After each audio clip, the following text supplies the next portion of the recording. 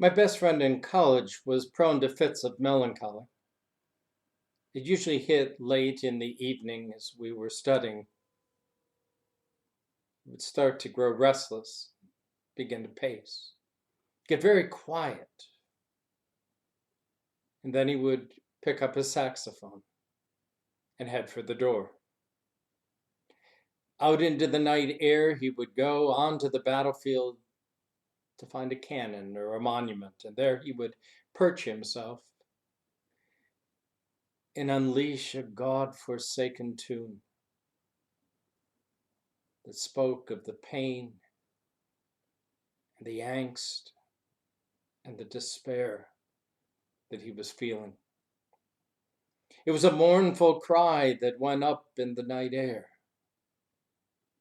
a song unlike any other that I'd ever heard. And yet it was a song that sounded so familiar deep inside. There was a part of it that was my song too. It is not uncommon these days for me to wake up in the middle of the night and hear that song once again. Oh, COVID is wearing me down, but it's more than that. It is everything around me. What happened to that country I loved so dearly? Where did the church go in which I was raised and ordained? And who are those people that I called family and friends? Their words and their actions, they act like strangers to me. I do not recognize them.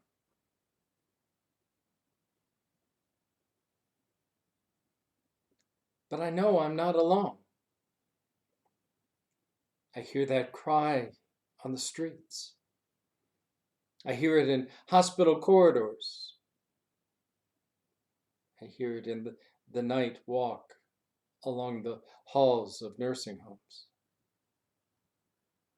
I hear it from teachers and doctors and nurses. I hear it from business owners who wonder if their business will survive, particularly those on the edge like restaurants and bars. I hear it on the lips of voters, wondering if there really is a choice or if it will matter at all. I hear it on the lips of my friends of color, wondering if we've returned to a time that we all thought was gone. I hear it on the lips of my white friends who mourn those days when it was clear and fear the days when they too will be a minority. I hear it on the lips of colleagues. I hear it on students' lips and the children. The wail, the wondering. It is a song that plays from the patriarchs to the prophets to the psalmist. I hear it on the lips of mothers who mourn their children. Even Jesus knows that song. Oh, Jerusalem, Jerusalem, why? Oh Lord, how long will we sing this song in this foreign land? It's not a new song by any means. God has heard it time and time again. And the good news is that he not only hears, but he acts on it. He delivered his people from slavery in Egypt.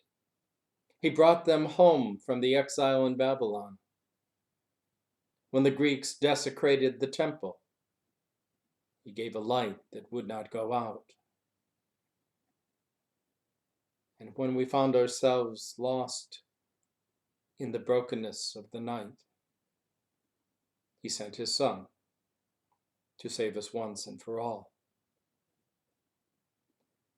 It is he who comes among us as one of us, to walk with us in the dark night of our song.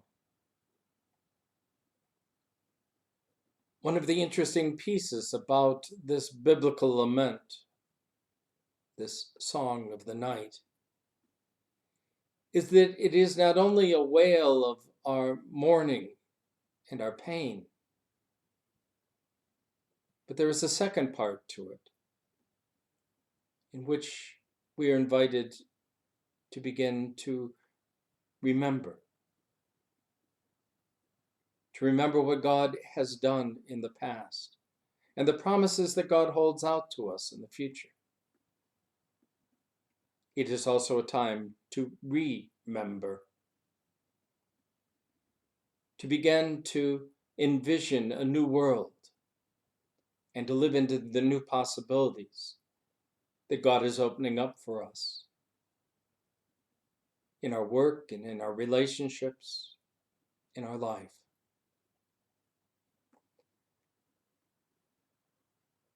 When my friend finally played out, and unfortunately that usually was in the very early hours, he was ready to talk. And it was then we could begin to make some progress and begin to deal with what had led him to the darkness. It was there that he began to see the light. The song wails these days, for sure. But God promises a new day. And even now, in the midst of this mournful cry, the dawn is coming, and the sun arises. How long, O God, the psalmist cries, a cry we make our own. For we are lost, alone, afraid, and far away from home. Your grace, O God, seems far away. Will healing ever come? Our broken lives lie broken still. What night give way to dawn?